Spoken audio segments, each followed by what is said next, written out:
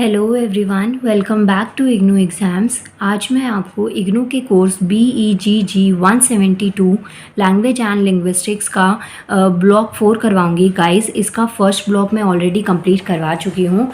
आज हम इसका ब्लॉक 4 करेंगे, जिसमें आपके पास टोटल 5 यूनिट्स हैं।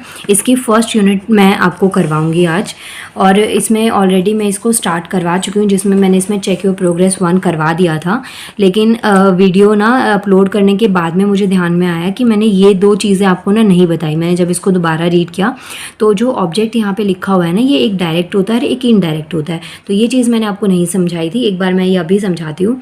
डायरेक्ट ऑब्जेक्ट का मतलब ये होता है कि कोई भी ऐसा नाउन या प्रोनाउन जो कि एक्शन को रिसीव करता है, और इनडायरेक्ट ऑब्जेक्ट वो होता है जो कि प्रोनाउन से उसके अफेक्टेड होता है। अब ये कुछ समझ नहीं आया होगा, लेकिन मैं आपको एग्जाम्पल के साथ समझती हूँ।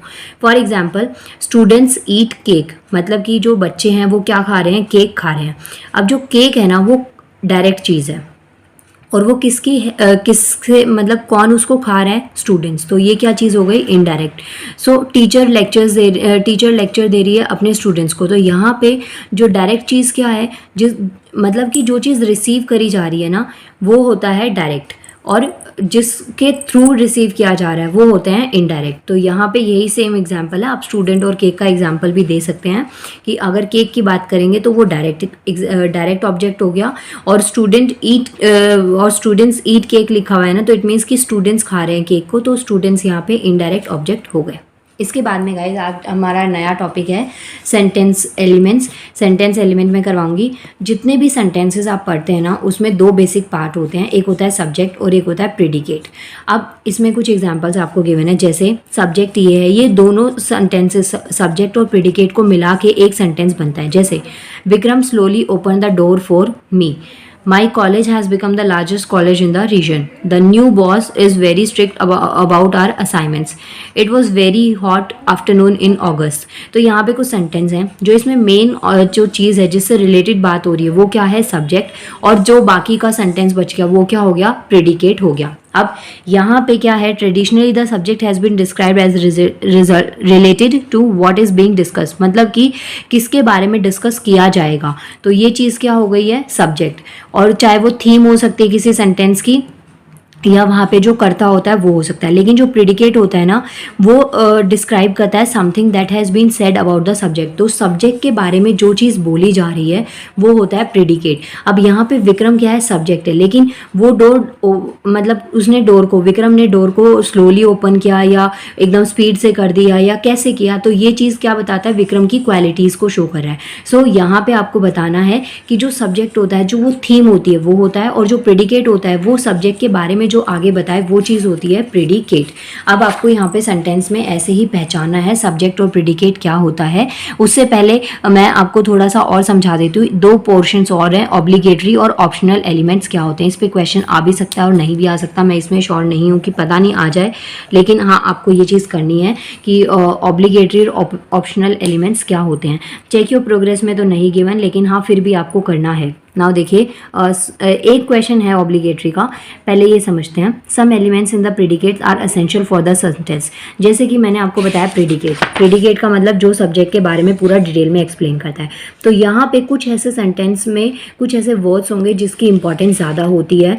तो जिस सेंटेंस में उन वर्ड्स की ज़्यादा इंपॉर्टेंस होती है, उनको ग्रामेटिकली कंप्लीट करने के लिए, और अगर आपने उन वर्ड्स को वहाँ से हटा दिया तो सेंटेंस क्या हो जाएगा, इनकम्प्लीट हो जाएगा। तो ऐसे टाइप के एलिमेंट्स को हम कहते हैं ऑब्लिगेटरी एलिमेंट। ऑब्लिगेटरी एलिमेंट्स वो जो आपके सेंटेंस में रिक्वायरमेंट हो, और अगर आपने इन केस उन वर्ड्स को हटा दिया तो सेंटेंस इनकम्प्लीट रहेगा, वो पूरा कंप्लीट सेंटेंस नहीं रहेगा। अगर दूसरे सेंस में बात करें ऑप्शनल एलिमेंट्स की, तो आई होप ऑब्लिगेटरी समझ में आ गया होगा, मतलब कि सेंटेंस में जिसकी रिक्वायरमेंट ज़्यादा होती है। ऑप्शनल का मतलब ये है कि सेंटेंस में वर्ड गिवन है लेकिन वो एक्स्ट्रा में गिवन है, अगर आप उसको हटा भी देते हैं तो उससे आपके सेंटेंस पे इतना ज़्यादा इफेक्ट नहीं पड़ेगा, तो उसे हम ऑप्शनल एलिमेंट कहते हैं। Now in the sentences below only the underline elements are obligatory compulsory, other elements are optional.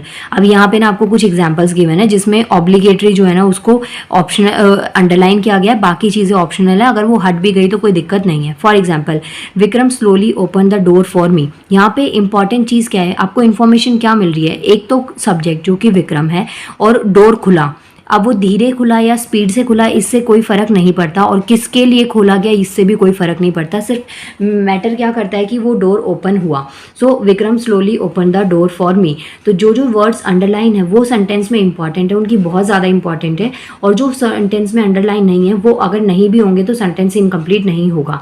अब यहाँ पे देखिए विक्रम ओपन द डोर, तो ये भी सेंटेंस करेक्ट ही आपको लगेगा, लेकिन अगर हमने ये स्लोली और ये फॉर मी इन वर्ड्स को छोड़ दिया और बाकी को हटा दिया तो सेंटेंस इनकम्प्लीट हो जाएगा। Now the new boss is very strict about our assignment. यहाँ पे मेन चीज़ क्या है, जो न्यू बॉस है आपका, जो भी कोई बॉस है वो क्या है, स्ट्रिक्ट है। अब वो कितना ज़्यादा स्ट्रिक्ट है वो आप बता सकते हैं, लेकिन वेरी लगाने की ज़रूरत नहीं है। स्ट्रिक्ट बोल दिया ना, इट मीन्स वो स्ट्रिक्ट है। अब वो किसी भी चीज़ को लेके है, चाहे आपके काम को लेके, असाइनमेंट्स को लेके, जिस मर्जी को, लेकिन वो अपने वर्क को लेके स्ट्रिक्ट है। तो ये चीज़ आपको मैंडेटरी है कि आपने क्या बताया, बॉस और स्ट्रिक्ट, तो ये दो चीज़ें इंपॉर्टेंट थी। सो इसमें यही चीज़ आपको ध्यान में रखनी है कि जो इंपॉर्टेंट है सेंटेंस में वो हो गया ऑब्लिगेटरी, और जो हटाने से सेंटेंस इनकम्प्लीट नहीं लगता या ऑप्शनल होता है उसे हम ऑप्शनल एलिमेंट कहते हैं। Now guys check your progress 2 में क्या करवाऊंगी आपको। इसमें क्या है, identify the subject and the predicate. आपको कुछ सेंटेंसेस गिवन है, इसमें सब्जेक्ट और प्रेडिकेट आपको बताना है। जो मैंने ब्लैक पेन या ब्लू पेन, देखिए मुझे तो समझ नहीं आ रहा, ब्लैक है ये शायद, नहीं ब्लू है। जो ब्लू पेन से मैंने लिखा है ना, अंडरलाइन क्या है, वो सब्जेक्ट है, और जो पिंक पेन से किया है वो है प्रेडिकेट। तो एस और पी मैंने लिख दिया है यहाँ पे। फर्स्ट सेंटेंस में स्टूडेंट सब्जेक्ट है, सेकंड में 15 गर्ल्स, थर्ड में गेटिंग अ गुड जॉब, फिर director of the company, Google search operation, ये आपके सब्जेक्ट्स हैं। और ये जो पूरा पिंक से जो अंडरलाइन है ये सारा प्रेडिकेट है, मतलब कि स्टूडेंट्स की बात करी गई है यहाँ पे। इस सेंटेंस में 15 गर्ल्स के ऊपर फोकस है। तो ये चीज़ है, जो मेन करता होता है वो सब्जेक्ट होता है, और जिससे रिलेटेड आगे बात होने वाली है सेंटेंस में वो क्या होता है, प्रेडिकेट होता है। तो सेंटेंस में जो भी बात हुई वो प्रेडिकेट हो गया, और जो मेन चीज़ है जिस पे हाईलाइट होना चाहिए वो क्या हो गया, सब्जेक्ट हो गया। Now second one is underline the obligatory elements in the following sentence. आपको कुछ सेंटेंसेस गिवन है, इसमें ऑब्लिगेटरी एलिमेंट्स को अंडरलाइन करना है। सो ऑब्लिगेटरी एलिमेंट्स क्या होते हैं, जिसकी सेंटेंस में बहुत इंपॉर्टेंस होती है, जिसके बिना सेंटेंस इनकम्प्लीट रहता है। अब जैसे बहुत, कम, ज़्यादा, वेरी, ऐसे वर्ड्स को आप नहीं भी यूज़ करेंगे तो उससे कुछ खास फर्क नहीं पड़ जाएगा। बट ये है कि अगर ये सेंटेंस में होता है तो सेंटेंस थोड़ा डेकोरेटिव हो जाता है, लेकिन ऐसा नहीं है कि इसकी बहुत ज़्यादा इंपॉर्टेंस है। तो ऑब्लिगेटरी एलिमेंट्स क्या, जैसे tourist found an interesting site, तो ये चीज़ मेन है, ये बात करी जा रही है। अब कहाँ वो देख रहे हैं, कब देख रहे हैं, ये चीज़ मैटर नहीं करती। सो यहाँ पे मैंने जो ब्लैक पेन से अंडरलाइन कर दिया है वो आपके ऑब्लिगेटरी एलिमेंट्स है, और बाकी सारे ऑप्शनल एलिमेंट्स हैं। सो इस टाइप से क्वेश्चन आपके एग्जाम में आएगा गाइज, और प्लीज़ प्रिपेयर करिए। एग्जाम में बहुत कम टाइम, और ये बुक बहुत बड़ी है, इसमें बहुत सारी यूनिट्स है, बहुत सब कुछ इसमें सीखने को गिवन है।